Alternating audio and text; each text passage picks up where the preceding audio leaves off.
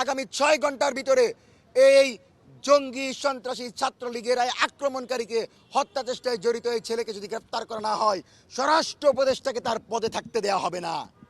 আপনাদেরকে আরও অবগত করছি, ছাত্র জনতাকে সাথে নিয়ে বিএনপি, জামাত, এনসিপি, গণ অধিকার পরিষদ, রাজনৈতিক দল, সকল দলগুলোকে সাথে নিয়ে আমরা ঐক্যবদ্ধ লড়াইয়ের জন্য প্রস্তুত হচ্ছি। আওয়ামী লীগ ছাড়া সবাই মাঠে থাকবে জুলাইয়ের পক্ষে।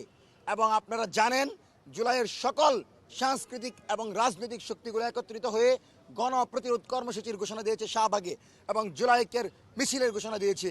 তার মানে সবাই কিন্তু একত্রিত হচ্ছে আওয়ামী গুন্ডা মজুগুন্ডার বাহিনীকে, বাকশালী মুজিববাদী বাহিনীকে প্রতিহত করার জন্য।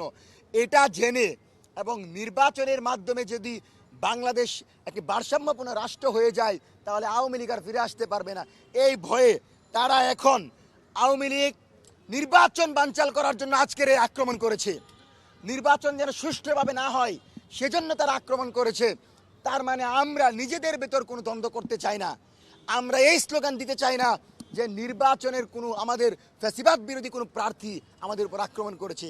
আমরা স্পষ্টতই দেখতে পাচ্ছি এখানে আওয়ামী লীগ, ছাত্রলীগ, যুবলীগ জড়িত।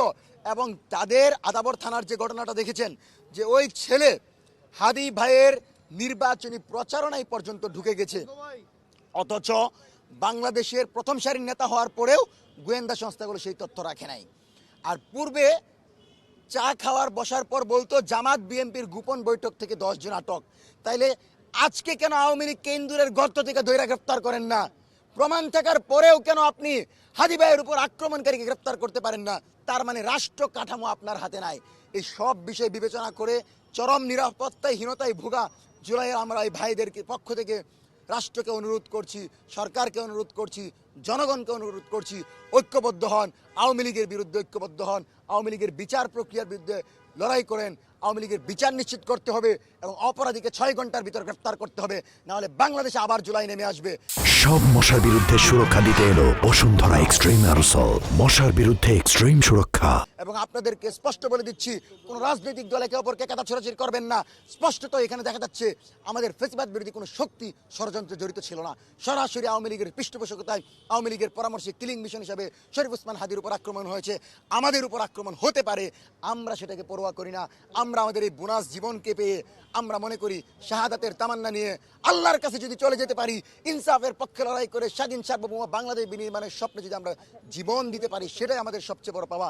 সেজন্য আপনাদেরকে সর্বশেষ বলছি, শরীফ ওসমান হাদি ভাই শ্বাস প্রশ্বাস নিচ্ছেন এবং তিনি ব্লাড গ্রহণ করছেন, যেটা স্বাস্থ্যের ক্ষেত্রে ইতিবাচক।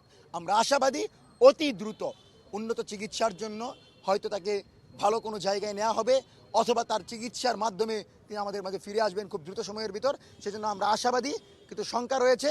সেজন্য দেশের আপামর ছাত্র জনতাকে নিয়ে একটি কথাই বলি, দোয়া করেন, আল্লাহর কাছে চান, আরশের মালিক যদি চায়, ইনশাল্লাহ জুলাইয়ের পুত্র, জুলাইয়ের বীর শরীফ ওসমান হাদি আমাদের ভিতর ফিরে আসবে। ইনকিলাব জিন্দাবাদ, মুজিববাদ মুর্দাবাদ।